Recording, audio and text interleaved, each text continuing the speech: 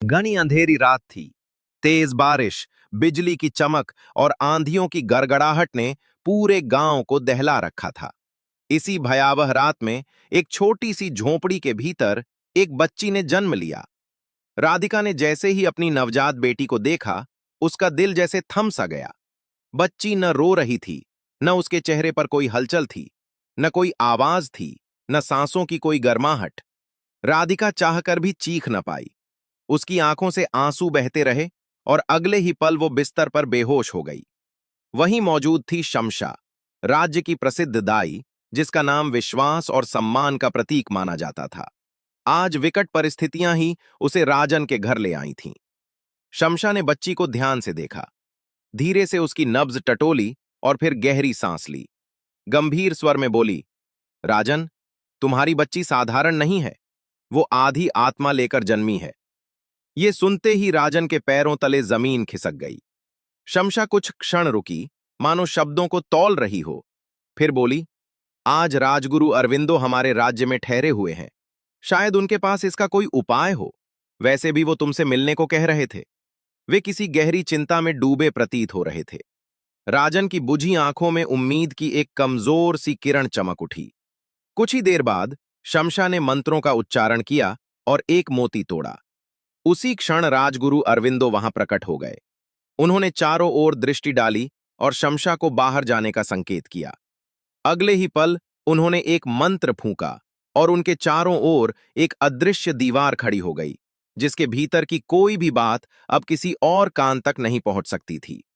अरविंदो ने अपनी अंगूठी घुमाई। एक दिव्य कमल प्रकट हुआ, जिस पर एक नवजात बालक गहरी शांति में सोया हुआ था। राजगुरु ने गंभीर स्वर में कहा, यह बालक सूर्यवंशी साम्राज्य की सबसे बड़ी जिम्मेदारी है। महारानी अवनी ने इसे तुम्हें सौंपने को कहा है। राजन स्तब्ध रह गया। अरविंदो की दृष्टि धीरे से उस निश्चल पड़ी बच्ची पर गई और उन्होंने कहा, बदले में तुम्हारी बेटी की रक्षा करना अब मेरा कर्तव्य होगा। यह मेरा वचन है। राजन कांपते स्वर में बोला, लेकिन राजगुरु, मैं तो एक सामान्य इंसान हूं। मैं इस बच्चे की देखरेख कैसे कर पाऊंगा? राजन, तुम वही हो जो महाराज भीमदेव के साथ भक्षी लोक से जीवित लौटे थे। महान मूलराज, तुम स्वरूप बदलने में माहिर हो और इस बालक की रक्षा तुमसे बेहतर कोई नहीं कर सकता। उन्होंने बच्चे की ओर देखते हुए कहा, यह बालक भविष्य में महान बनेगा और एक दिन दुनिया का नया डिस्ट्रॉयर कहलाएगा। राजन का गला भर आया। कुछ देर तक वो मौन खड़ा रहा, फिर स्वयं को संभालते हुए बोला, आप मेरी सील के बारे में भी जानते हैं, तो फिर मैं इस जिम्मेदारी को कैसे निभा पाऊंगा? अरविंदो ने शांत और दृढ़ स्वर में कहा, रानी अवनी को तुम पर पूर्ण विश्वास है। तुम इस बालक का ध्यान अपने आखिरी दम तक रखोगे। उसे वो सब सिखाओगे जो एक महान राजा को चाहिए।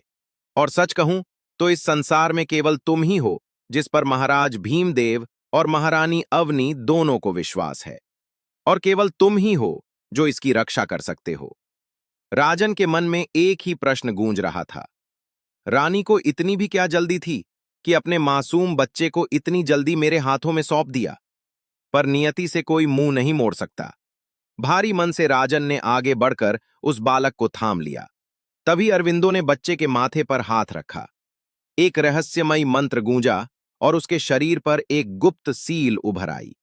फिर उन्होंने एक सुनहरा लॉकेट निकाला, जिस पर प्राचीन चिन्ह अंकित थे, और उसे बच्चे के गले में पहनाया। अब ये तुम्हारी जिम्मेदारी है। ये कहते हुए अरविंदो ने बच्चे को राजन के कांपते हाथों में सौंप दिया।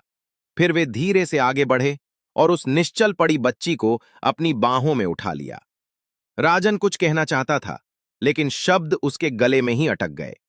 अगले ही क्षण अरविंदो अंधेरी रात में विलीन हो चुके थे और झोपड़ी में बस बारिश की आवाज और एक पिता की टूटी हुई सांसें रह गईं।